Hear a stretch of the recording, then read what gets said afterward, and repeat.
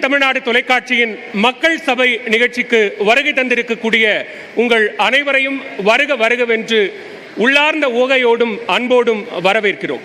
இன்றைய மக்கள் சபை நிகழ்ச்சியில் நாம் உரையாட இருக்கக்கூடிய தலைப்பு, வாக்காளர்கள் யாரை நம்பி வாக்களிக்கிறார்கள், கட்சியையா, தலைவரையா, வேட்பாளரையா என்கிற தலைப்பில் பேச இருக்கிறோம். தேர்தல் காற்று மிக வேகமாக வீசிக்கொண்டிருக்கிற, வெப்பம் குறையாமல் வீசிக்கொண்டிருக்கிற இந்த நேரத்தில் இதைவிட ஒரு பொருத்தமான தலைப்பில் இந்த மக்கள் சபையில் விவாதிக்க முடியாது என்கிற காரணத்தினாலும் இன்றைய அரசியல் களத்திலும் சரி, மக்கள் களத்திலும் சரி, பேசுபொருளாக இருக்கக்கூடிய ஒன்று, மக்கள் யாரை நம்பி வாக்களிக்கிறார்கள், கட்சியையா, தலைவரையா, வேட்பாளரையா என்கிற அடிப்படையிலேதான் நாம் இந்த தலைப்பை தேர்வு செய்திருக்கிறோம். விடுதலை பெற்று தந்த கட்சி காங்கிரஸ் என்பதற்காகவே காங்கிரஸ் கட்சிக்கு வாக்களித்த வழக்கம் ஒன்று உண்டு. அதே போன்று அண்ணா என்கிற தலைவருக்காகவே அவர் கைகாட்டுகிற வேட்பாளர்களுக்கு வாக்களித்த வழக்கம் ஒன்று உண்டு. என்னதான் எம்ஜிஆர் கைகாட்டுகிற வேட்பாளராக இருந்தாலும் அவருக்கு எதிர்ப்பு என்று இருந்தால் அவரை எதிர்த்து வாக்களித்த வேட்பாளர்களும் உண்டு. அது இன்றைய சமகால அரசியலுக்கும் பொருந்தும். அதிமுக நிற்க வைக்கக்கூடிய, கைகாட்டக்கூடிய வேட்பாளர்களுக்கு வாக்களிக்கக்கூடிய வழக்கம் என்று ஒன்று மாறியிருக்கிறது. மு.க. ஸ்டாலின், நரேந்திர மோடி, சீமான் என அவர்கள் கை காட்டக்கூடிய எந்த வேட்பாளர்களுக்கும் வாக்களிக்கக்கூடிய வழக்கம் என்று ஒன்று இன்று மாறியிருக்கிறது. அதையெல்லாம் தாண்டி அரசியல் கட்சியை அல்லது எந்த ஒரு தலைவரையும் சாராத சுயேட்சை வேட்பாளராக இருந்தாலும் இவர் நமக்கான வேட்பாளர் என்கிற அடிப்படையில் வேட்பாளரை மட்டுமே தெரிவு செய்து வாக்களிக்கக்கூடிய வழக்கமும் இன்றைக்கு உருவாகி இருக்கிறது. அதன் அடிப்படையில் தான் நாம் இந்த ஒரு முக்கியமான தலைப்பில் விவாதிக்க இருக்கிறோம்.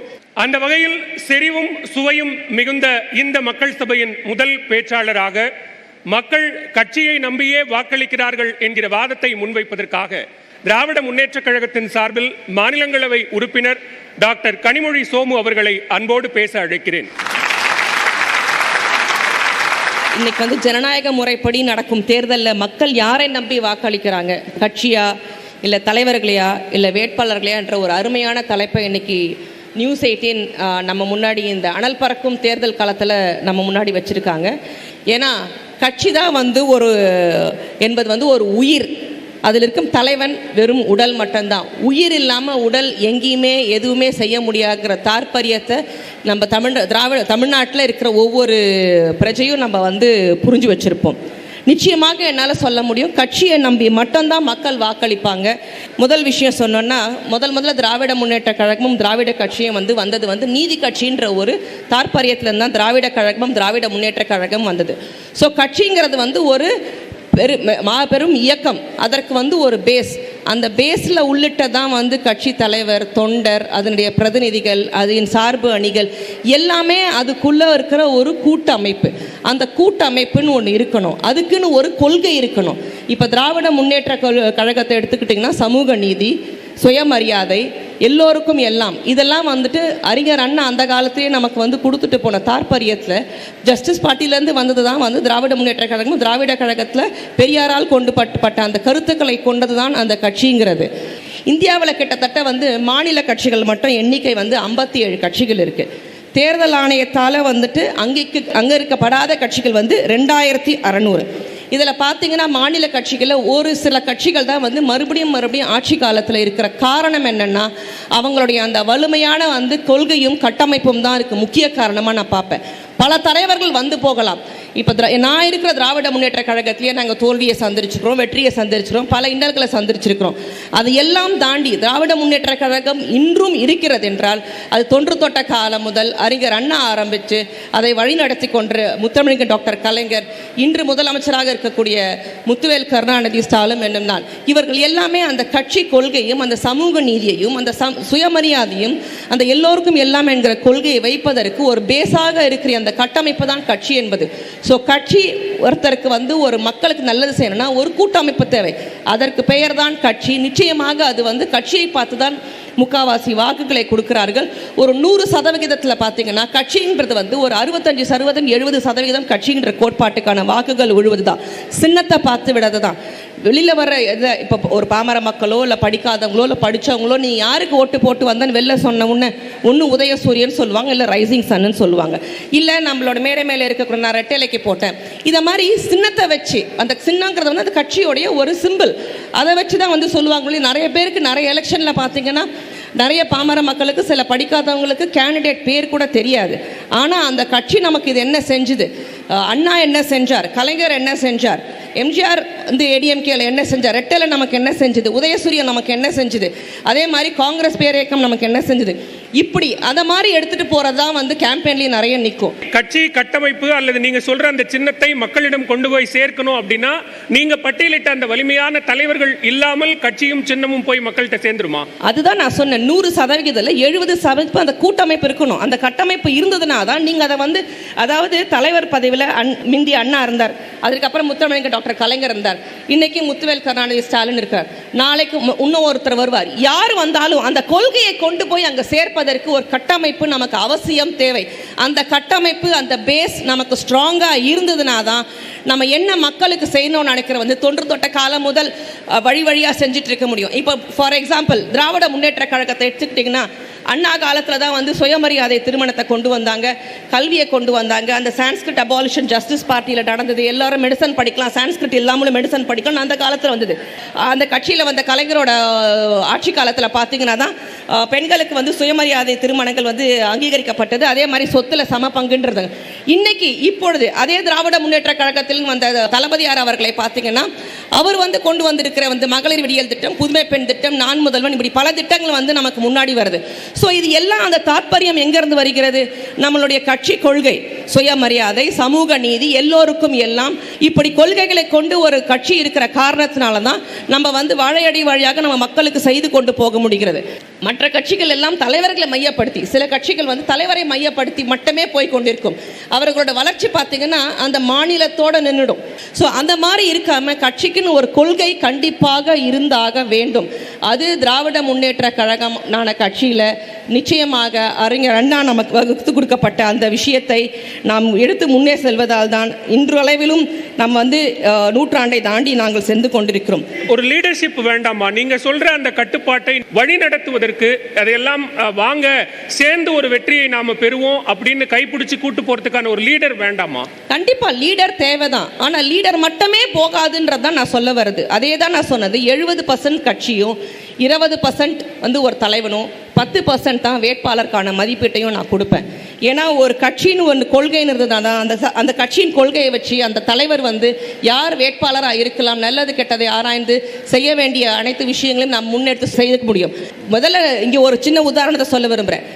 திராவிட கழகத்துக்கும் திராவிட முன்னேற்ற கழகத்துக்கும் இருக்கிற ஒரு பெரிய வித்தியாசமே வந்து அவங்க வந்து ஆட்சி பீடத்துக்கு வரல, இங்கே வந்து பொதுக்குழுவில் டிசைட் பண்ணி நாங்கள் ஆட்சி பீடத்துக்கு வந்த காலத்தினால்தான் மக்களுக்கு செய்ய வேண்டிய விஷயங்கள், அதாவது பெரியார் கூறிய அந்த பெண்ணின் கையிலேருந்து கரண்டியை பிடிங்க விட்டு புத்தகத்தை கொடுன்னு செய்ய வேண்டிய விஷயத்தை கூட கட்சிங்கிற ஒரு எலெக்ஷனில் போய் நின்று அந்த தாற்பயத்தை கொண்டு போகிற காரணத்தினால தான் பெண்கள் இன்னைக்கு படித்து இத்தனை பேர் எனக்கு முன்னாடி உட்கார்ந்துட்டு இருக்கிறாங்க எஜுகேஷனோட.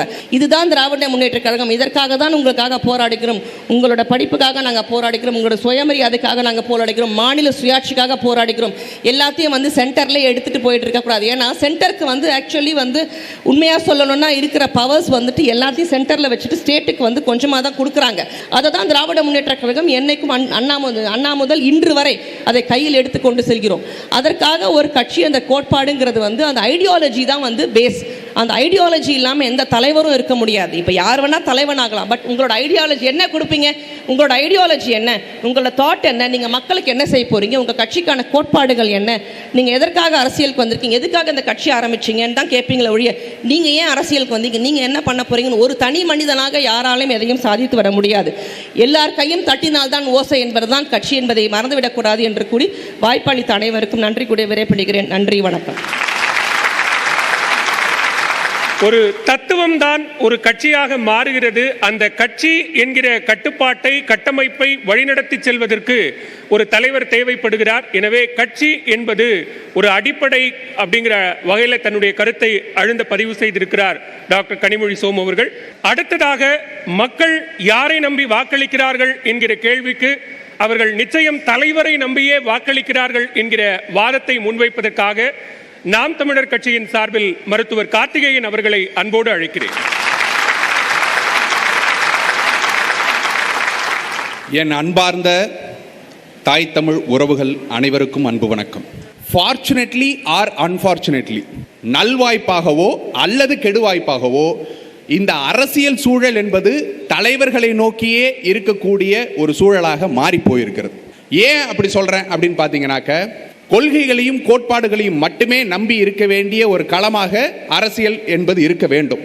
ஆனால் இங்கே என்னவா இருக்குதுன்னு பார்த்தீங்கன்னாக்க, ஒரு தலைவர் எப்படி இருக்கிறார், அவருடைய செயல்பாடுகள் என்னவாக இருக்கிறது, அதை மட்டுமே நோக்கி இருக்கக்கூடிய களமாக தேர்தல் களம் என்பது எப்பொழுதும் மாறி போய் நிற்கிறது. சில உதாரணங்களோடய நான் சொல்லணும்னு நினைக்கிறேன். இப்போ காங்கிரஸ் எனும் ஒரு இயக்கம் இருக்கிறது.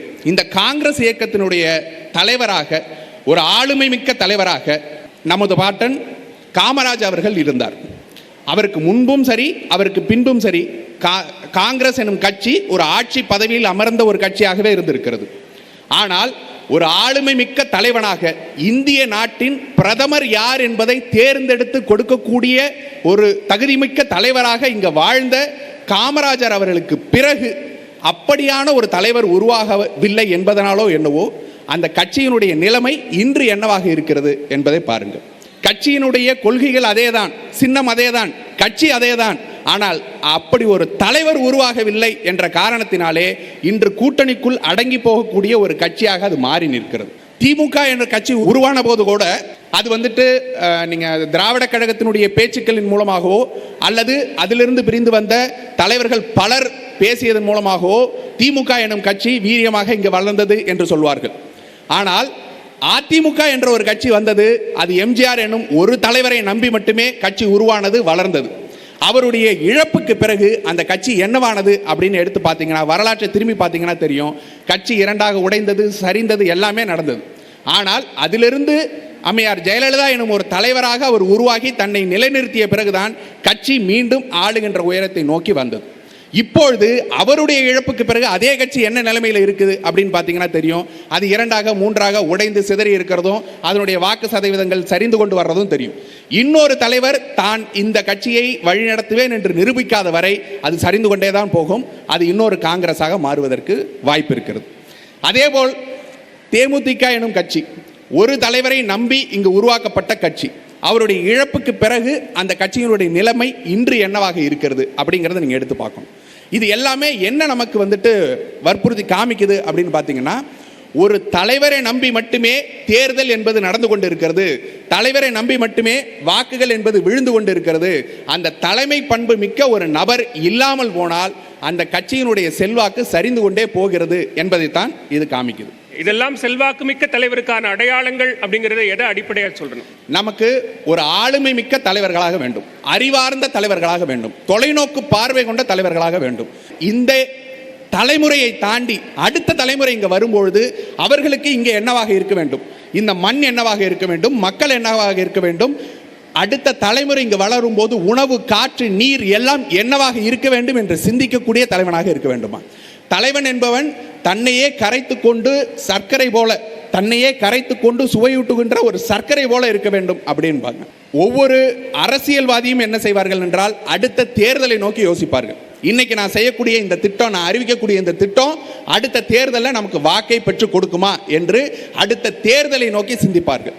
தலைவன் என்பவன் எப்படியாக இருக்க வேண்டும் என்றால் அடுத்த தலைமுறையை நோக்கி சிந்திக்கணும். அடுத்த தலைமுறை வளரும் பொழுது இந்த நாடு நல்லா இருக்கணும்னாக்க அதற்குண்டான திட்டங்களை நாம் இன்றிலிருந்து வகுக்க வேண்டும். அது இப்பொழுதைக்கு அது கவர்ச்சிகரமான திட்டமாக வெளிப்படையாக தெரியவில்லை என்றாலும் உண்மை அதுதான், அதை நோக்கி நகரணும் அப்படிங்கிற தலைவராக இருக்க வேண்டும். நாம் தமிழர் உள்ளிட்ட தேர்தல் அரசியலில் ஈடுபட்டிருக்கக்கூடிய எல்லா கட்சிகளும் தேர்தலை நோக்கித்தானே போய்கிட்டு இருக்காங்க. இல்ல, நாங்க தேர்தலை நோக்கி எப்பொழுது நிக்கிறதே இல்லை. வாக்கு மட்டுமே எங்களுக்கு முக்கியம், ஒரு சீட்டு மட்டுமே முக்கியம்னாக்க கூட்டணி வைத்துக்கொண்டு எப்பொழுதோ நாங்க கரைந்து போயிருக்கலாம், அல்லது ஒரு சில கூட்டணிகளை வென்று கூட போயிருக்கலாம். நாங்க என்ன நினைச்சிட்டு இருக்கோம்னாக்க, இங்க மக்களுக்கு ஒரு மாற்றம் நிகழணும், மக்களுக்கு அந்த மாற்றத்தை நேரடியாக கொண்டு போய் சேர்க்கணும்னாக்க இது போன்ற கூட்டணிகளில் கரையக்கூடாது அப்படிங்கிறோம். மத்தியிலும் மாநிலத்திலும் ஆட்சி செய்யக்கூடிய இந்த நபர்கள் நாங்கள் பொற்கால ஆட்சியை கொடுத்து கொண்டிருக்கிறோம், மக்கள் எல்லோரும் சந்தோஷமாக இருக்கிறார்கள் என்று சொல்லிக்கொண்டே இருக்கிறார்கள்னா அவர்கள் எப்படிப்பட்ட தலைவர்களாக இங்கே இருக்கிறாருங்கிறத நீங்க சிந்திச்சு பார்க்கணும். அவர்கள் கூட இருக்கிறவர்கள் என்னவாக சொல்லி அவர்களை வந்துட்டு நல்லாட்சி புரிகிறோங்கிறத நம்ப வைக்கிறாங்கிறத நீங்க புரிஞ்சுக்கணும். இந்த நிலை மாறணும். இந்த நிலை மாறணும்னா என்ன பண்ணணும்? நல்ல தலைவனை நாம தேர்ந்தெடுக்கணும். நான் பல இடங்களில் சொன்னதுதான் மீண்டும் சொல்றேன். நம்ம கையில் ஒரு ஆயுதம் இருக்கு. கத்திங்கிறது ஒரு ஆயுதம். எடுத்து குத்துனா ஒருத்தர் செத்துருவான் இல்லையா? அதை விட ஒரு பெரிய ஆயுதம் துப்பாக்கி. 10 பேரை சுட்டோம்னாக்க 10 பேர் ஒரே நேரத்தில் சேவான். அதை விட ஒரு பெரிய ஆயுதம் வேணுமா? ஒரு வெடிகுண்டு இருக்கு, தூக்கி போட்டானா 100 பேர் சாவான். அதை விட பெரிய ஆயுதம் வேணுமா? ஒரு அணுகுண்டை தூக்கி போட்டா 1,00,000 பேர் சாவான். ஆனா அது எல்லாத்தையும் விட ஒரு பெரிய ஆயுதம் இருக்கு. அது என்னன்னா நாம போடக்கூடிய ஒரு ஓட்டு. நாம போடக்கூடிய இந்த ஒரு ஓட்டு தவறான தலைவனை தேர்ந்தெடுத்து விட்டால், அந்த தவறான தலைவன் ஒரு தவறான முடிவை எடுத்து விட்டால் அது தலைமுறைகளை பாதிக்கும், பல பேரோட உயிரையும் கொடிக்கும். அதுபோல இல்லாமல் நல்ல தலைவனை நீங்கள் தேர்ந்தெடுக்க வேண்டும். நல்ல தலைவனை தேர்ந்தெடுக்க வேண்டும் என்றால் மாற்றம் நம்ம கிட்ட இருந்து வரும். நீங்கள் தேடாத வரை உங்களுக்கு நல்ல தலைவர்கள் கிடைக்கவே மாட்டார்கள். காலம் காலமா வந்திருக்கக்கூடிய எல்லா தலைவர்களும் மக்கள் மத்தியிலிருந்து மக்களாக இருந்து உருவான தலைவர்கள் தானே. அவர்களை தனியா தேட வேண்டிய ஒரு தேவை வந்திருக்கா? மக்களாக இருந்து உருவான தலைவர்கள் எத்தனை பேர் இப்பொழுது இருக்கிறார்கள்ங்கிறத நீங்க பார்க்கணும். எத்தனை பேர் வந்துட்டு மக்களோடு மக்களாக இருந்தார்கள், அடிப்படையிலிருந்து ஒரு பாடுபட்டு வந்தார்கள் அப்படிங்கிறத பார்க்கணும். அரசியல் தலைவர்களுடைய மகன்களாகவோ மகள்களாகவோ தங்கைகளாகவோ இருப்பதனால் மட்டுமே தலைவராக மாறி நிற்பவர்கள் எத்தனை பேர் அப்படிங்கிறத நீங்க பார்க்கணும். நீங்கள் தேடாத வரை, நீங்கள் தேடி செல்லாத வரை உங்களுக்கு உண்டான தலைவர்களை உங்களால் அடையவே முடியாது. அதனால் நேர்மையாக உண்மையாக லஞ்சம் கொடுக்காதவனை தேர்ந்தெடுங்கள். அப்பொழுதுதான் லஞ்சம் வாங்காதவன் உருவாவான். லஞ்சம் கொடுக்காதவனை தேர்ந்தெடுத்து இந்த முறை நல்லவர்களுக்கு வாக்களியுங்கள். படித்தவர்கள் யார் இருக்கிறாங்க, உங்க தொகுதியில் யார் நிற்கிறாங்க, இளைஞர்கள் யார் நிற்கிறாங்கிறத தேடுங்க. ஒரு தலைவனை நாம் உருவாக்குவோம், அடுத்த தலைமுறையை உருவாக்குவோம். நன்றி, வணக்கம். நாம் நன்றி டாக்டர் கார்த்திகேயன். தலைவர்கள் உருவாவது அல்லது தலைவர்களை தேடுவது என்பது அது மக்களுக்கான தலைவனாக இருக்க வேண்டும். தலைவன் சரியாக இருந்தால் அந்த கட்சி சரியாக இருக்கும், அந்த தலைவன் கை காட்டக்கூடிய நபர் சரியாக இருப்பார் என்கிற வாதத்தை டாக்டர் கார்த்திகேயன் முன்வைத்திருக்கிறார். மக்கள் கட்சியையோ தலைவரையோ நம்பி வாக்களிக்கவில்லை, அவர்கள் வேட்பாளரை நம்பி வாக்களிக்கிறார்கள் என்கிற வாதத்தை முன்வைப்பதற்காக டாக்டர் அப்துல் கலாமின் அறிவியல் ஆலோசகராக இருந்த திருமிகு பொன்ராஜ் அவர்களை அன்போடு பேச அழைக்கிறேன். ஒரு ஜனநாயக நாட்டில் உண்மையான ஜனநாயகம் எந்த நாட்டில் வெளிப்படுகிறதோ அந்த நாட்டில் முதல் ப்ரையாரிட்டி கட்சிக்கு தான் இருக்கும். அந்த கட்சி தேர்ந்தெடுக்கக்கூடிய தலைவர் அடுத்த ப்ரையாரிட்டி. இந்த 2 பேரும் சேர்ந்து தேர்ந்தெடுக்கக்கூடிய வேட்பாளர் லாஸ்ட் ப்ரையாரிட்டி. இதுதான் உண்மையான ஜனநாயகம் கொண்ட நாடு. ஒரு கட்சி என்று ஒரு அமைப்பு என்று வந்துவிட்டால் அந்த அமைப்பில் ஜனநாயகம் இருக்க வேண்டும். ஒரு இன்ஸ்டிடியூஷன் என்று வந்துவிட்டால் அந்த இன்ஸ்டிடியூஷனில் ஜனநாயகம் இருக்க வேண்டும்.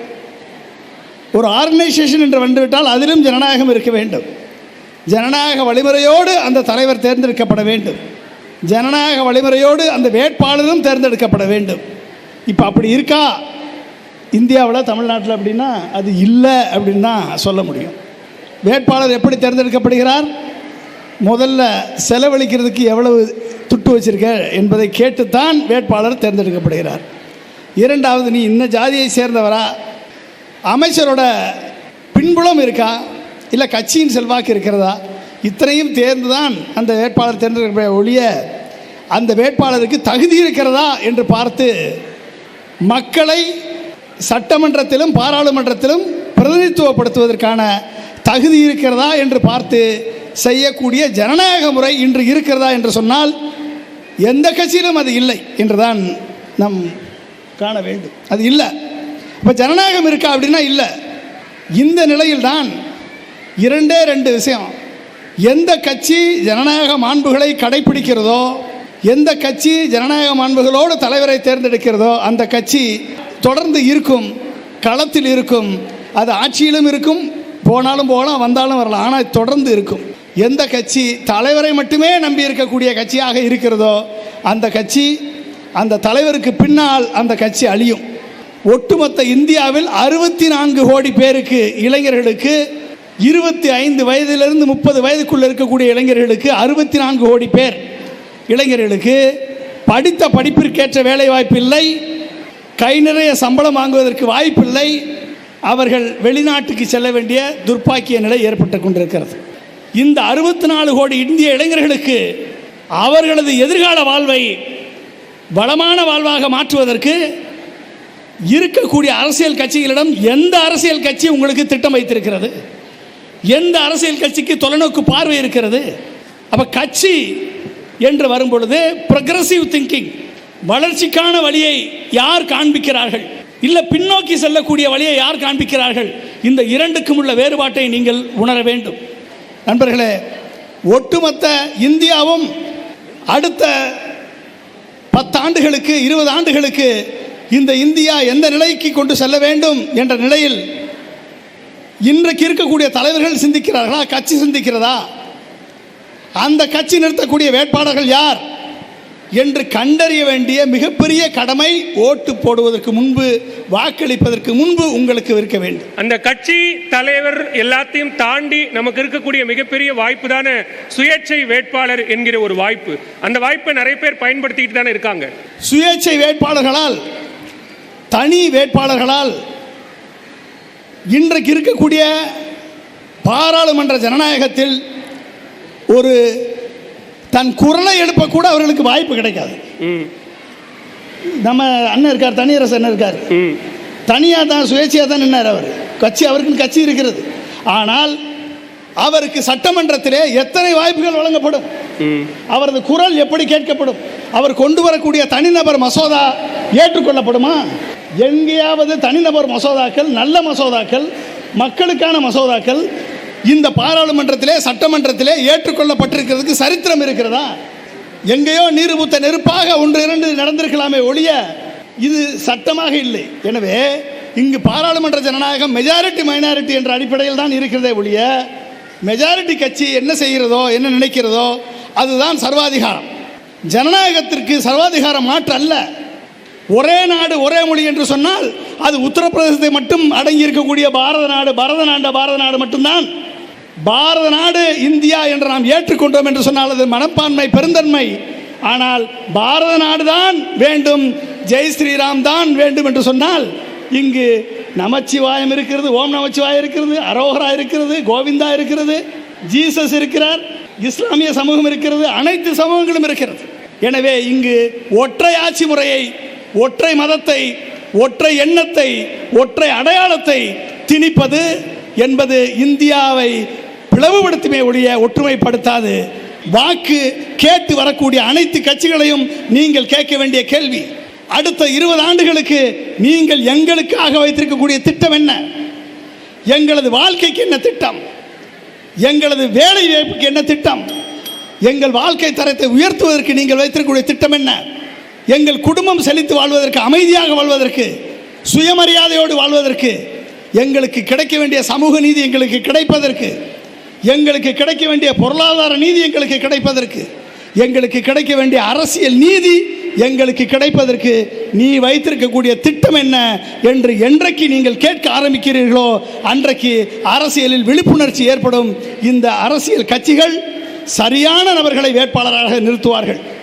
எனவே உங்களை வளப்படுத்த, இந்த நாட்டை அமைதியான வழியில் கொண்டு செல்ல, அனைத்து நீதிகளையும், சமூக நீதி, பொருளாதார நீதி, அரசியல் நீதியை உங்களுக்கு உறுதிப்படுத்த, சமதர்ம சமுதாயம் ஏற்படுத்த, ஒரு மேடு பள்ளம் இல்லாத ஒரு பொருளாதார ஒரு சூழலை இந்த நாட்டில் உருவாக்கிட நீங்கள் கேட்கக்கூடிய கேள்விதான் உங்களது வாக்காக மாற வேண்டும். உங்கள் கேள்விக்கான விடை உங்களது வாக்காக மாற வேண்டும். அந்த நிலையை ஏற்படுத்த நீங்கள் தயாராக வேண்டும் என்றால் நீங்கள் கேள்வி கேட்க வேண்டும், பணத்தை அல்ல. வாக்குக்கு பணத்தை அல்ல, வாக்குக்கு கேள்வி கேட்கக்கூடிய நிலையை நீங்கள் ஏற்படுத்த வேண்டும். நன்றி, வணக்கம்.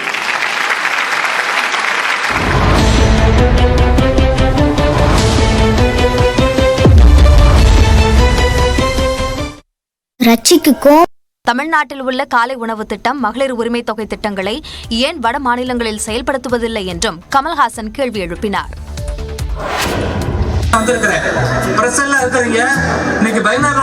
தேடி பார்க்கிறேன், எங்கேயாவது கடந்த பாராளுமன்ற உறுப்பினர் வெங்கடேசன் அவர்கள் செஞ்ச திட்டம் அப்படின்னு பைனாக்குலர் மூலம் பார்த்துக்கிட்டு இருக்கிறேன். மதுரை எம்பி சு வெங்கடேசன் செய்த திட்டங்களை அதிமுக வேட்பாளர் சரவணன் தொலைநோக்கி மூலம் தேடிய கலகல காட்சிகள்தான் இவை. மதுரை மக்களவை தொகுதியில் மார்க்சிஸ்ட் கம்யூனிஸ்ட் சார்பாக சு வெங்கடேசனும் அதிமுக சார்பாக மருத்துவர் சரவணனும் போட்டியிடுகின்றனர். இந்நிலையில் தொகுதியில் பரப்புரை செய்த சரவணன் மதுரை எம்பியாக உள்ள சு வெங்கடேசன் தொகுதிக்கு ஏதாவது செய்தாரா என தொலைநோக்கி கொண்டு தேடினார். அப்போது தொலைநோக்கியின் மூடியை திறக்காமல் அவர் தேடியது நகைப்பிற்குள்ளாகியது. வெங்கடேசன் அவர்கள் செஞ்ச திட்டம் கண்ணில் படுதா அப்படின்னு பைனாக்குலர் மூலம் பார்த்துக்கிட்டு இருக்கிறேன். பிரஸ் எல்லாம் தெரியுதுங்க, தூரத்துல பாலம்லாம் தெரியுது. இந்த பாலம்லாம் 30-40 வருஷம் ஆயிடுச்சு இந்த பாலம் கட்டி. அதுக்கு வெள்ளை அடிச்சு ஒருவேளை அதுக்கு கல்வெட்டு வச்சுட்டாரான ஒரு சந்தேகம். எதிரணி வேட்பாளரை கிண்டல் செய்ய முயற்சித்து தானே கிண்டலுக்கு ஆளான சம்பவம் தற்போது பேசு பொருளாக இருக்கிறது.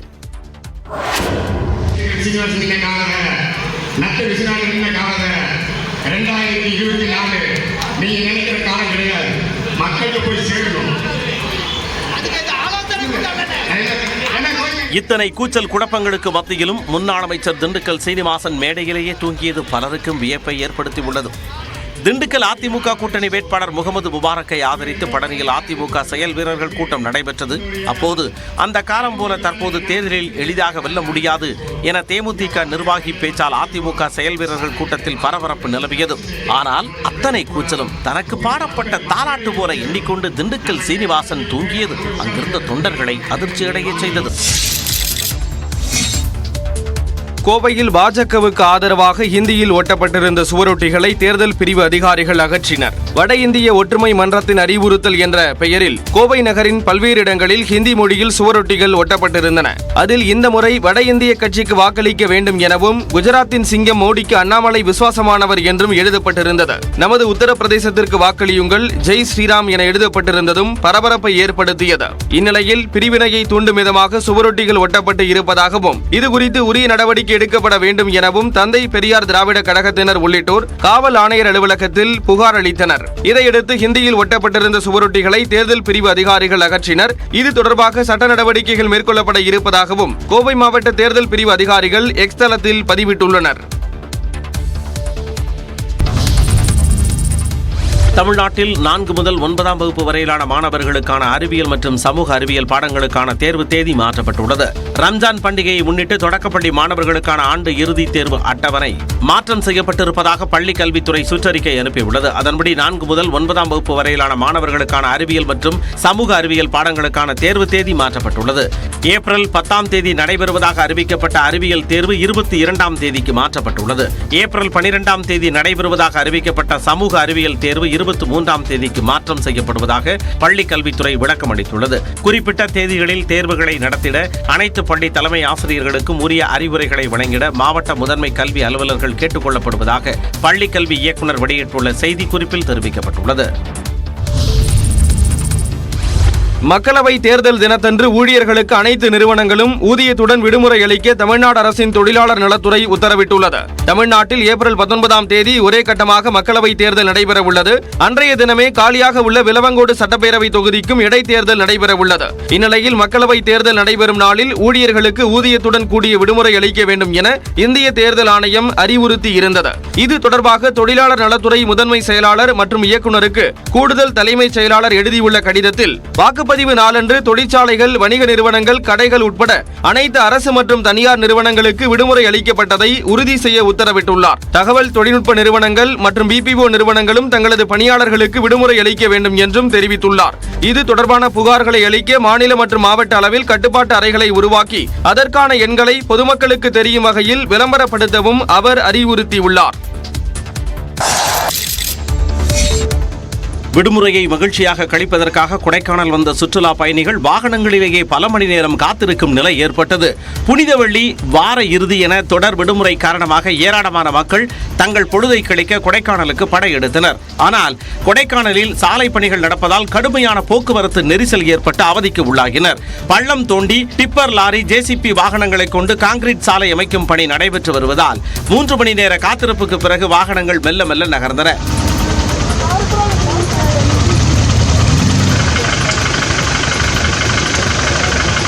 மேலும் கொடைக்கானல் பேருந்து நிலையத்தில் இருந்து மேல்மலை பகுதிக்கு செல்லும் தனியார் மற்றும் அரசு பேருந்துகளை குறித்த நேரத்தில் இயக்கப்படுவதில்லை.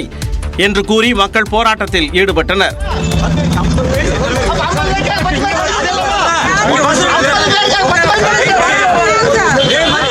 வர்ற டைம் வரல, இப்போ இந்த பஸ் வர்ற டயத்துக்கு எடுக்க மாட்டேன்றாங்க.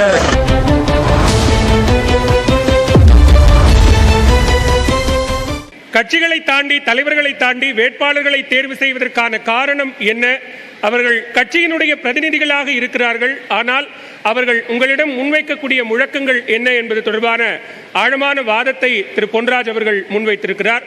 அடுத்ததாக, மக்கள் கட்சியை நம்பியே வாக்களிக்கிறார்கள் என்கிற வாதத்தை முன்வைப்பதற்காக அஇஅதிமுக சார்பில் முன்னாள் சட்டமன்ற உறுப்பினர், செய்தி தொடர்பாளர், வழக்கறிஞர் திரு பாபு முருகவேல் அவர்களை அன்போடு அழைக்கிறேன். வாக்காளர்கள் யாரை நம்பி வாக்களிக்கிறார்கள்? அரசியல் இயக்கங்களையா, அதனுடைய தலைவர்களையா, அந்த இயக்கம் நிறுத்துகிற வேட்பாளர்களையா என்று 3 தலைப்பை கொடுத்து இங்கே வாத பிரதிவாதங்களை வைப்பதற்குண்டான வாய்ப்பை வழங்கியிருக்கிறது நியூஸ் 18 தொலைக்காட்சி. எனக்கு கொடுக்கப்பட்டிருக்கிற தலைப்பு, வாக்காளர்கள் ஒரு பிரதான இயக்கத்தை நம்பித்தான் வாக்களித்துக் கொண்டிருக்கிறார்கள் காலம் காலமாக என்பதை நான் ஆணித்தரமாக உங்களிடத்தில் நிரூபிக்க வேண்டிய ஒரு இடத்தில் நின்று கொண்டிருக்கிறேன். இங்கே யார் யாரெல்லாம் தாத்தா கட்டின வீட்டில் குடியிருக்கிறவங்க யார் யார் கை தூக்குங்க. எங்கள் தாத்தா வீட்டில் எங்கள் அப்பா இருக்கிறார், நாங்களும் இருக்கிறோம் அப்படின்னு சொல்கிறவங்க ஒரு கை தூக்குங்க. குறைந்தளவாக இருக்கிறேன். இப்போ நிறைய பேர் நம்ம வாடகை வீட்டில் தான் இருக்கிறோம். நானும் வாடகை வீட்டில் தான் இருக்கிறேன். தாத்தா கட்டின வீட்டில் இருக்கிறோம். ரைட்டாச்சா? இன்றைக்கு தமிழகத்திலே பெரும்பான்மையாக இருசக்கர வாகனம் தயாரிக்கிற ஒரு நிறுவனர் ஒருத்தர். ஆனால் இன்றைக்கும் அந்த நிறுவனம் இருந்து கொண்டிருக்கிறது. அந்த இருசக்கர வாகனத்தை நாமும் பயன்படுத்தி கொண்டிருக்கிறோம். அதுபோலத்தான் அரசியல் இயக்கங்கள் என்பது நிரந்தரமான ஒரு அமைப்பு. அந்த நிரந்தரமான அமைப்பிலே பல தலைவர்கள் வரலாம், பல வேட்பாளர்கள் வரலாம், யார் வேண்டுமானாலும் வந்து போகலாம். ஆனால் ஒரு இயக்கம் என்பது நிரந்தரமான ஒன்றாக இருக்கும். அந்த இயக்கத்தை சார்ந்து தான் தலைவர்கள் இருப்பார்கள், அந்த தலைவர்களை சார்ந்து தான் வேட்பாளர்கள் இருப்பார்கள். இது ஒரு புரிதலுக்காகத்தான் உங்களுக்கு நான் அதை சொல்வதிலே நான் கடமைப்பட்டிருக்கிறேன். அன்பு சகோதரர், நாம் தமிழர் கட்சியின் சார்பாக பேசிய அன்பு சகோதரர் டாக்டர் கார்த்திகேயன் சொன்னதை போல, புரட்சித் தலைவர் எம்ஜிஆர் மறைந்த பிறகு அனைத்து இந்திய அண்ணா திராவிட முன்னேற்ற கழகம் 2-3 துண்டுகளாக உடைந்து விட்டது அப்படின்னு சொல்றார். உண்மைதான், ஒப்புக்கொள்கிறேன். அதில் எந்த விதமான மாற்று கருத்தும் கிடையாது. பல சின்னங்களிலே நின்ற பல கட்சிகள் இன்றைக்கு இந்தியாவில் இருந்து கொண்டிருக்கிறது. ஜனசங்கம் ஆரம்பித்த போது பாரதிய ஜனதா என்ற ஒரு இயக்கம் இல்லை. ஜனசங்கம் ஒரு சின்னத்திலே தேர்தலிலே போட்டியிடுகிறது. அதனுடைய பரிமாணமாக வளர்ச்சியாக பாரதிய ஜனதா வருகிறது. அது வேறொரு சின்னத்திலே போட்டியிடுகிறது.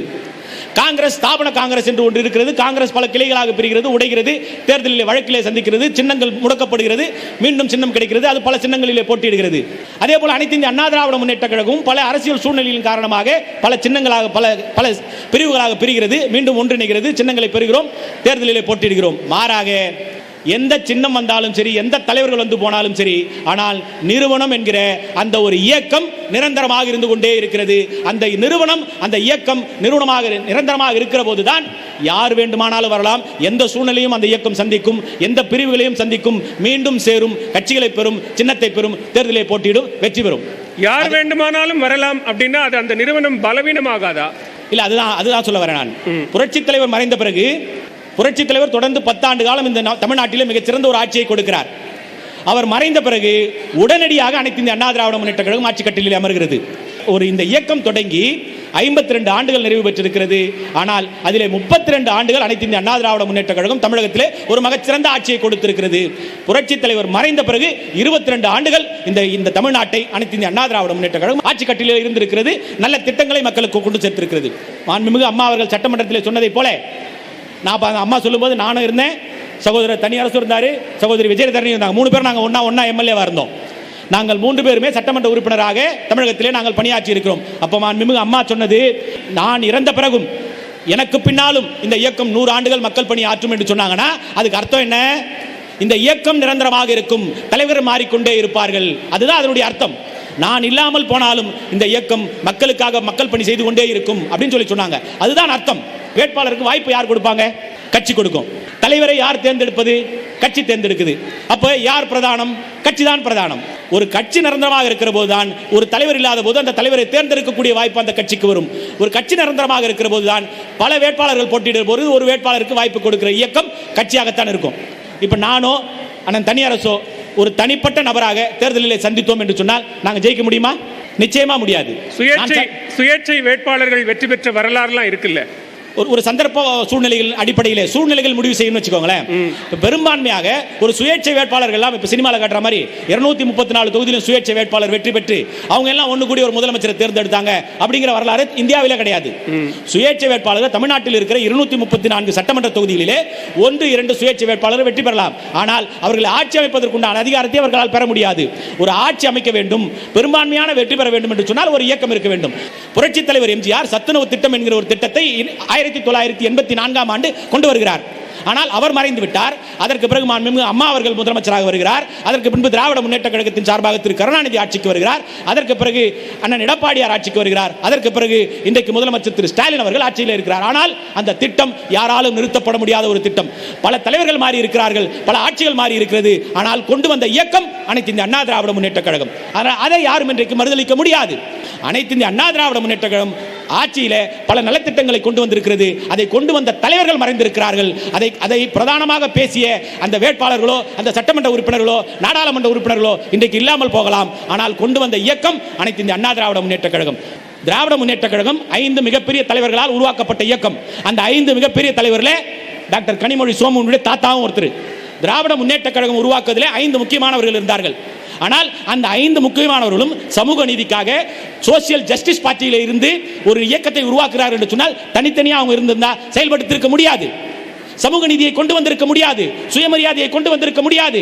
அவர்கள் 5 பேரும் ஒன்று சேர்ந்து ஒரு இயக்கம் கண்டால்தான் அந்த இயக்கத்தின் மூலமாகத்தான் இது போன்ற சமூக நீதியை, இது போன்ற சோசியலிசத்தை கொண்டு வர முடியும் என்று அவர்கள் எண்ணதின் அடிப்படையில் தான் ஒரு இயக்கம் திராவிட முன்னேற்ற கழகம் என்கின்ற ஒரு இயக்கம் உருவாகிறது. அப்ப தலைவர்கள் தேவைப்படுறாங்க தானே? நிச்சயமா சொல்றேன் நான். அதுதான் கொஞ்ச நேரத்துக்கு முன்னாடி சொன்னானே, இது ஒரு கூட்டு பொறுப்பு. தேர்தல் என்பது, வாக்காளர்கள் என்பது ஒரு கூட்டு பொறுப்பாக இருக்கிற இடத்திலே தேர்ந்தெடுக்கக்கூடிய மனநிலை இருக்கிறார். ஆனால் பிரதானம் யார் என்று பார்த்தால் இது போன்ற நலத்திட்டங்களை எந்த இயக்கம் கொண்டு வந்திருக்கிறது, இது போன்ற நலத்திட்டங்களை அந்த தலைவர் மறைந்த பிறகும் எந்த இயக்கம் படிப்படியாக இருக்கிற மக்களுக்கு கொண்டு போய் சேர்க்கிறது என்பதை பார்க்கிற போது இதுதான் பிரதானமாக இருக்கிறது. ஏறத்தாழ 700க்கும் மேற்பட்ட அம்மா உணவகங்கள் கொரோனா காலங்களிலே இலவசமாக மாண்புமிகு அண்ணன் எடப்பாடியாருடைய தலைமையில் ஆட்சியில் இருக்கிற போது 700 அம்மா உணவகங்களிலே இலவசமாக பல லட்சக்கணக்கான மக்கள் 3 வேளையும் பசியாரிய ஒரு மிகப்பெரிய திட்டத்தை புரட்சித் தலைவி அம்மா அவர்கள் கொண்டு வந்தார்கள். ஆனால் அம்மா மறைந்து இன்றைக்கு 8 ஆண்டுகளுக்கு மேல் நாம் கடந்திருக்கிறோம். ஆனால் இன்றைக்கும் அந்த திட்டம் பெயரளவுக்காவது நடந்து கொண்டிருக்கிறது என்று சொன்னால் அதற்கு காரணம், அதற்கு போட்ட விதை அனைத்து இந்த அண்ணா திராவிட முன்னேற்ற கழகம். அதற்கு தண்ணீர் ஊற்றியது புரட்சி தலைவி அம்மா.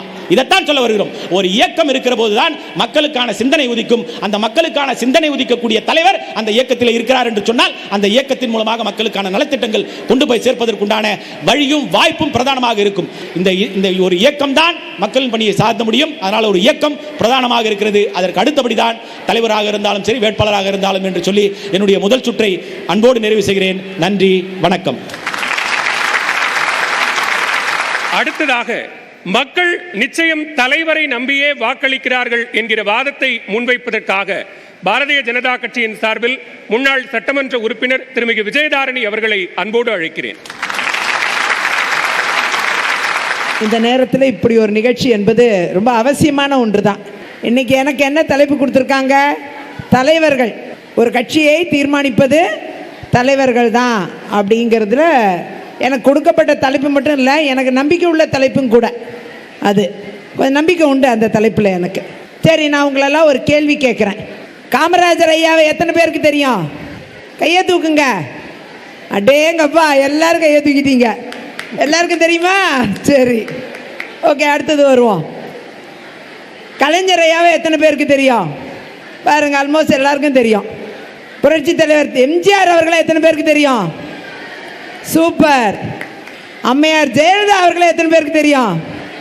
சூப்பர். பாருங்க, எல்லாருக்கும் தெரியுது இல்லையா? தலைவர்களை எல்லாருக்கும் தெரியுது இல்ல? சரி, மோடிஜி அவர்களை எத்தனை பேருக்கு தெரியும்?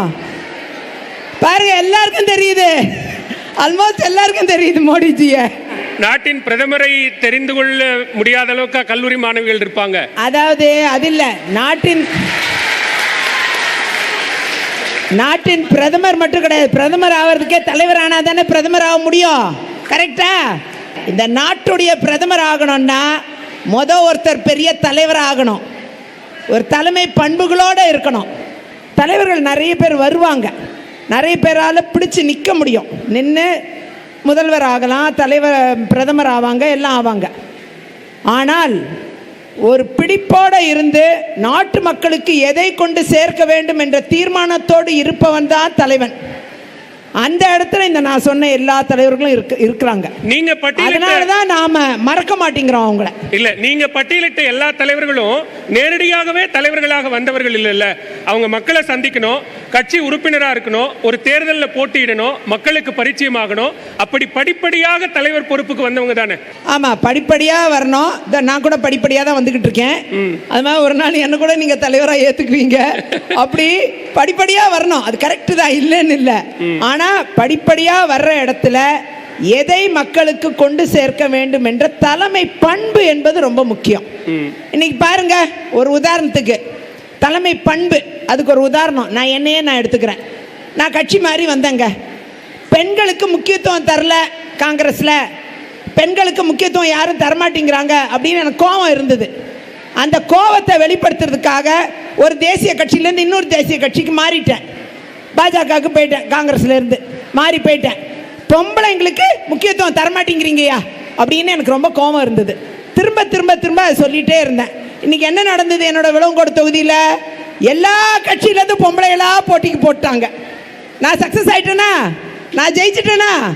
அதுதான் எல்லா கட்சியும். அதிமுக ஒரு பெண்ணை விட்டுருக்கு, காங்கிரஸ் திமுக கூட்டணி ஒரு பெண்ணை விட்டுருக்கு, பாஜகல இருந்து ஒரு பெண்ணை வேட்பாளராக விட்டுருக்காங்க, நாம் தமிழர்ல இருந்து ஒரு பெண்ணை தான் வேட்பாளராக விட்டுருக்காங்க. அப்போ எல்லா கட்சியும் பெண்களுக்கு முக்கியத்துவம் தந்துச்சா? இப்போ நான் எடுத்த முடிவு அதுதான் தலைமை பண்புகளுக்கான முடிவு. 3 தடவை எம்எல்ஏ நான் மீண்டும் நிற்கிறியான்னு என்னை கேட்டாங்க. ஆனால் எனக்கு அடுத்த ஜென்ரேஷன் வரட்டும், புதிய தலைமுறை வரட்டும் அப்படின்னு நான் நினச்சேன். இப்படி நினைச்சா தானே நீங்களா அரசியல் ப்ராசஸ்ல தைரியமா வருவீங்க. கட்சி மாறி வந்தேன் அப்படின்னு விஜயதாரணியே சொல்றாங்க. இப்ப விஜயதாரணி கட்சி மாறி வந்தார் அப்படின்னு தான் எல்லாமே சொல்றோமே தவிர, விஜயதாரணி ஒரு தலைவரை விட்டு இன்னொரு தலைவரை ஏற்றுக்கொண்டார் அப்படின்னு நம்ம எங்கேயுமே சொல்லலையே. காங்கிரஸ்ல பெரிய பிரச்சனையே நல்ல தலைவரே இல்லை. இப்ப நீங்க அந்த தலைவர்கள் தான் அங்க பிரச்சனை. ஒரு நல்ல தலைமை அங்க இருந்தா யாருமே காங்கிரஸ் கட்சி விட்டுலாம் போக மாட்டாங்க. தலைமை இல்லாத ஒரு பெரிய டெர்த் ஆஃப் லீடர்ஷிப், அது ஒரு பெரிய பிரச்சனை. இன்னைக்கு மோடிஜி மாதிரி ஒரு டால் லீடர்ஷிப்பை நாம பார்க்க முடியாது. பாஜக ஒரு நல்ல லீடரை பெற்றிருக்காங்க. சிஏஏ என்ன ஆபத்து? நிச்சயமா இந்த நாட்டை சார்ந்தவர்கள் இங்கு இருக்கக்கூடியவர்களுக்கு சிட்டிசன்ஷிப், நமக்கு குடியுரிமை கிடைக்குது, நம்ம எல்லாருக்குமே.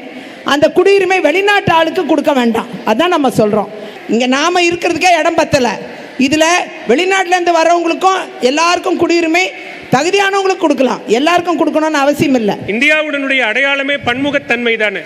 பன்முகத்தன்மை இருக்கு, எல்லாரும் சிட்டிசன், தப்பு இல்லை. சிட்டிசன்ஷிப் கார்டுங்கிறது எல்லாருக்கும் தேவையான ஒன்றுன்னு நான் நினைக்கிறேன். பெண்களுக்கான திட்டங்கள் லைக் முத்ரா திட்டம், வட்டி இல்லா கடன் அது கொடுக்குறாங்க. அது வட்டி இல்லா கடன் பார்த்தீங்கன்னா 1.5 லட்சம் ரூபா ஒருத்தர் வாங்கினாங்கன்னா 30 மாசத்துல 5000 ரூபா வச்சு தான் கட்டியிருப்பாங்க. 1 ரூபா கூட வட்டி கிடையாது. ஒரு தொழில் மட்டும் நடத்தணும், அது அடிக்கடி செக் பண்ணுவாங்க. அப்படி சில திட்டங்கள் கட்டாயமாக பெண்களை போய் சேர வேண்டும் அப்படின்னு மோடிஜி நினைச்சாரு, அதெல்லாம் நடைமுறைப்படுத்திட்டாரு. ஆகையால் ஒரு தலைமை பண்புகளோடு ஒருத்தர் தலைவராக இருக்கிறார் என்றால் நாட்டை வழி நடத்தக்கூடிய இடத்தில் நமக்கும் நன்மை ஏற்படும். ஆக ஒரு தலைவர் தான் நிச்சயமா ஒரு கட்சியும் வழிநடத்த முடியும். ஒரு நல்ல தலைவர் உருவானா தான் அந்த கட்சி ஆட்சிக்கே வரும். புரியுதுங்களா? இன்னைக்கு எம்ஜிஆர் அவர்கள் உருவானார், அதிமுகங்கிற கட்சி ஆட்சிக்கு வந்தது இல்லையா? அது மாதிரி ஒவ்வொரு நல்ல தலைவரும் உருவாகும் பொழுது அந்தந்த கட்சி ஆட்சிக்கு வருகிறது. எந்த கட்சிக்குமே ஒரு தலைமை என்பது அவசியம். அந்த தலைவருடைய பார்வை மக்கள் மத்தியில் பேசப்படக்கூடிய பொருளாக மாறும் பொழுது அந்த கட்சிக்கு அது முழுமையான பலனாக அமையும் என்பதே என்னுடைய வாதம். உங்கள் அனைவருக்கும் நல்வாழ்த்துக்கள் கூறி விடைபெறுகிறேன். நன்றி, வணக்கம். தலைவர் என்பவர் எல்லாருக்குமானவராக இருக்க வேண்டும், குறிப்பாக பெண்களுக்கானவராக இருக்க வேண்டும். அதன் காரணமாகவே தான் கட்சி மாறியதும் தலைவராக உங்களில் எத்தனை பேருக்கு தலைவர்களை தெரியும் என்கிற உங்களினுடைய ஒப்புதலோடு அந்த தலைவருக்கான வாதத்தை மிக ஆழமாக பதிவு செய்தார் திருமிகு விஜயதாரணி அவர்கள். மக்கள் வேட்பாளர்களை நம்பித்தான் வாக்களிக்கிறார்கள் என்கிற வாதத்தை முன்வைப்பதற்காக கொங்கு இளைஞர் பேரவையின் தலைவர் முன்னாள் சட்டமன்ற உறுப்பினர் திரு தனியரசு அவர்களை அன்போடு பேச அழைக்கிறேன். மக்களுக்கான சுதந்திரம் அதுதான் ஜனநாயகம். அதை தான் இப்போ நம்முடைய மக்கள் சபை இன்னைக்கு இந்த தேர்தல் சூடு அனல் பறக்கிற நேரத்தில் இந்த தேர்தல், இந்த ஜனநாயக யுத்தம் நடைபெறுகிற நிலையில் இந்த விவாதம் நடைபெறுகிறது. கட்சி, தலைவர், வேட்பாளர், இதில் யார் முக்கியமானவர், எந்த அழகு வலிமையான பங்கு வகிக்கிறது என்பதில் நம்முடைய டாக்டர் அம்மா, நம்முடைய மேனாள் சட்டமன்ற உறுப்பினர், பாஜகவினுடைய முன்னணி தலைவர் விஜயதாரணி அம்மா, அதே மாதிரி எங்கள் வழக்கறிஞர் முருவேலையா, பொண்டாச்சி எல்லாம் சொன்னாங்க. நாம் சொல்லலை. வேட்பாளர் அதில் பிரதானமான ஒரு பங்கு வகிக்கிறார். ஏன் வேட்பாளர் மக்களுக்கு அவசியமானவர், அல்லது வேட்பாளர் என்பவர் எங்கிருந்து உருவாகிறார் என்றால், வேட்பாளர் நம்மிலிருந்து ஒருவர் தான் வேட்பாளராக உருவாகிறார். மக்களாட்சி அல்லது ஜனநாயகத்தின் அழகு என்பதே மக்களால் மக்களுக்காகத்தான். இப்போ நம்மில் ஒருவர் தான். இப்போ நம்ம இந்த இதில் இப்போ பெரியவர்கள், இளைஞர்கள், மாணவர்கள், மாணவ செல்வங்கள் நிரம்பி வெளிகிற இந்த அரங்கத்திலிருந்து நம்மில் ஒருவர் வேட்பாளராக நம்ம தான் தேர்ந்தெடுத்து இந்த பகுதியில் ஒரு வேட்பாளரை நிறுத்துகிறோம். அந்தந்த பகுதியில் ஒரு வேட்பாளரை நம்ம நிறுத்தலாம். ஒரு கொள்கை, ஒரு லட்சியம், ஒரு கட்சி, அதனுடைய அரசை உருவாக்குவதற்காக நம்ம வேட்பாளரை தேர்வு செய்யணும், நிறுத்துகிறோம். அந்த வேட்பாளரை பல கட்சிகள் நிறுத்தும். அப்படிப்பட்ட வேட்பாளர்களை பல்வேறு கொள்கைகளை கொண்டிருக்கிற, பல்வேறு சித்தாந்தங்களை, கோட்பாடுகளை கொண்டிருக்கிற தமிழ்நாட்டினுடைய அல்லது இந்தியாவினுடைய அல்லது உலகத்தினுடைய பல கட்சி ஜனநாயக முறை அமைவு இருக்கிற நாடுகளிலெல்லாம் எல்லா கட்சிகளையும் வேட்பாளரை நிறுத்துவாங்க. அப்படி வேட்பாளரை நிறுத்துகிற பொழுது எந்த வேட்பாளர் அந்த பகுதி மக்களினுடைய சாதி பார்க்காமல், மதம் பார்க்காமல், வர்க்க பாகுபாடு பார்க்காமல், மக்களுக்கு இலகுவாக மக்களுக்கு தொண்டு செய்கிறாரோ, மக்களுக்கு சேவையாற்றுகிறாரோ, மக்களோடு மக்களாக மக்களின் துன்பங்களை, துயரங்களை, கண்ணீரில் பங்கெடுத்துக் கொள்கிறாரோ, சுய இன்ப துன்பங்களிலே பங்கேற்கிறாரோ, அவரை அந்த மக்கள் பெருவாரியான வாக்குகளை தந்து வெற்றி பெற செய்வார். ஆனா வேட்பாளரை அறிமுகப்படுத்தும் போதே இவர் இந்த கட்சியின் வெற்றி வேட்பாளர், இவர் இந்த தலைவரின் ஆசி பெற்ற வேட்பாளர், அப்படித்தானே அறிமுகமே படுத்துறாங்க. ஐயா, அது நம்பிக்கையை ஊட்டுவதற்கு, வேட்பாளருக்கு நம்பிக்கையை ஊட்டுவதற்கு, நாட்டு மக்களுக்கு நம்பிக்கை ஊட்டுவதற்கு, அந்த கட்சியினரை வேகப்படுத்தி, உற்சாகப்படுத்தி, ஊக்கப்படுத்துவதற்கு சொல்லுகின்ற வார்த்தை. ஆனால் வெற்றி பெறுகிறவர் யார் என்றால் அவர் மக்களுக்கு தொண்டு செய்வராக இருக்க வேண்டும். அப்படித்தான் தனியரசு வெற்றி பெற்றேன் 2 முறை சட்டமன்ற உறுப்பினராக. ஆனால் அதற்கான காலம் இப்பொழுது இல்லை என்பதை தான் ஐயா அழுத்தம் திருத்தமாக சொன்னாங்க. இப்போ நீங்கள் இங்கே இருக்கிற நம்முடைய உறவுகள் யார் வேண்டாலும் வேட்பாளராக நாளைக்கு களத்துக்கு வரலாம். எந்த கட்சியில் நீங்கள் வேணாலும் வரலாம். நாடாளுமன்ற சட்டமன்ற உறுப்பினராக வரலாம். கனிமொழி அம்மா மாதிரி மாநிலங்களவை உறுப்பினராகவும் வரலாம். ஆனால் இவைகளுக்கெல்லாம் எது மூல காரணம் என்றால் சேவை, தொண்டு உள்ளம் வேண்டும். தொகுதி மக்களுக்கு நன்மைகளை, அடிப்படை வசதிகளை செய்து தருபவராக எந்த வேட்பாளர் களத்திலே இருக்கிறாரோ அந்த வேட்பாளர் வெற்றி பெற்றுவார். இதுதான் பாலவேலையா என்ன சொல்றாங்க, நம்ம நெறியாளர் ஐயா சக்கரவர்த்தி என்ன சொல்றாரு, ஒவ்வொரு கட்சியும் இதை சொல்லுவாங்க. ஆனால் களத்தில் யார் மக்களின் அன்பை பெறுகிறார்களோ, சேவையில், தொண்டில் எந்த வேட்பாளர் முன்னணியில் இருக்கிறாரோ அவரே வெற்றி பெறுவார். ஆனால் எங்கள் பொன்ராஜியாவுக்கு அதில் மாற்று கருத்து இருக்கு. என்ன கருத்துனா, இப்போதைய நவீன ஜனநாயகம் இந்த 10 ஆண்டுகளில் கூடுதலாக வேட்பாளர் எவரொருவர் வாக்குக்கு பணம் செலவழிக்கிறாரோ, எவரொருவர் உணவு பொட்டலத்தையும் சாராயத்தையும் வாரி இறைக்கிறாரோ அவரே வெற்றி பெறுகிற சூழல் ஆபத்தானது. இப்போ நீங்கள் இந்த தெருவில் இப்போ நமக்கு இங்கே மின்சாரம் இல்லை, உடனே நம்ம யாருக்கு அடிப்போம்? முதலமைச்சருக்கு சொல்ல மாட்டோம். உடனே பிரதமர் அமைச்சரையாவுக்கு ஃபோன் பண்ணி சொல்ல முடியாது. உடனே நம்ம இங்கே இருக்கிற வார்டு கவுன்சிலர், இங்கே யார் வார்டு உறுப்பினர், உடனே ஃபோன் பண்ணுவோம். ராமசாமி என்னாச்சு, ஜேம்ஸ் என்னாச்சு, ராமையா என்னாச்சுன்னு கேட்போம். ஒரு வாக்காளர் ஆகிய நாம் என்ன செய்வோம்? நாம் யாருக்கு வாக்களித்தோமோ, எந்த வேட்பாளருக்கு வாக்களித்து அவர் வெற்றி பெற்றாரோ அந்த வேட்பாளரை நாம் உடனே தொடர்பு கொள்வோம். அந்த தொடர்பு கொண்ட மக்கள் அனைவரினுடைய தீர்க்கப்பட வேண்டிய அனைத்து விஷயங்களையும் தீர்த்திருக்கிறோம். அப்படித்தான் விளவங்கோட்டில் சகோதரி 3 முறை வெற்றி பெற்றாங்க. இதெல்லாம் மக்களுக்கு நாம் செய்கிற தொண்டு. அது வேட்பாளர். டாக்டர் கலைஞர் குளித்தலையில் முதலாக போட்டியிடுகிறார். முதல் தேர்தலிலேயே வெற்றி பெறுகிறார். 13 முறை வெற்றி பெற்றார். அவர் வெற்றி பெற்றதனால் அந்த கட்சிக்கு தலைவராகிறார். ஒரு வேட்பாளர் தான் தொடர்ந்து மக்களின் ஆதரவை பெற்று, வாக்குகளை பெற்று, மக்கள் பிரதிநிதிகளாக வருவதனால் அவர் அந்த கட்சிக்கு தலைவராகிறார். அப்படிதான் வர முடியும். மோடி ஐயா எப்படி வர்றாரு? மக்களின் அன்பை பெறுகிறார், வெற்றி பெறுகிறார். சட்டமன்ற உறுப்பினர் ஆகிறார், நாடாளுமன்ற உறுப்பினர் ஆகிறார், முதலமைச்சர் ஆகிறார், பிரதம அமைச்சர் ஆகிறார். அப்படித்தான் ராகுல் காந்தியா வர்றாங்க, அப்படித்தான் சோனியா அம்மா வர்றாங்க. இப்போ எல்லார்த்தையும் தெரியுமான்னு விஜயதாரணியம்மா கேட்டாங்க. ஆனால் உங்களுக்கு சோனியா அம்மாவை தெரியுமா, சோனியா காந்தி தெரியுமான்னு கேட்கல. கேட்டிருந்தா நீங்கள் 100 விழுக்காடு கையை உயர்த்தி இருப்பீர்கள். ஆனால் மோடியை தெரியுமா என்று கேட்ட எங்களுடைய சகோதரி விஜயதாரணி அவர்கள் நீண்ட காலமாக பயணித்த காங்கிரஸ் கட்சியினுடைய தலைவர் சோனியா அம்மாவை பற்றி கேட்கல. இந்தியாவுக்கு தேவை நல்ல வேட்பாளர், நல்ல வேட்பாளராக இருந்து நல்ல கட்சிக்கு தலைவனாகுவது. இது பாசிசத்திற்கு சர்வாதிகாரத்திற்கு எதிராக ஜனநாயகத்தை மீட்டெடுக்க நல்ல வேட்பாளரை ஜனநாயகத்தின் மீதும் மக்களாட்சியின் மீதும் சாதி மதங்களுக்கு அப்பாற்பட்டு வர்க்க பேதங்களை தகர்த்தெறிந்து பெண்ணடிமைத்தனத்தை தகர்த்தெறிந்த ஒரு மிகச்சிறந்த பண்பாளனை ஜனநாயகவாதியை வேட்பாளராக தேர்வு செய்ய வேண்டிய அவசியம் இந்திய பெருநாட்டுக்கு வந்திருக்கிறது. அதில் குறிப்பாக தாய் தமிழ் தேசத்திற்கு வந்திருக்கிறது என்பதை சொல்லி வேட்பாளர் தான் மக்களுக்கு நெருக்கமானவர், பிறகுதான் தலைவர், பிறகுதான் கட்சி என சொல்லி முதல் சுற்றில் என் வாய்ப்பை நிறைவு செய்கிறேன். நன்றி, வணக்கம்.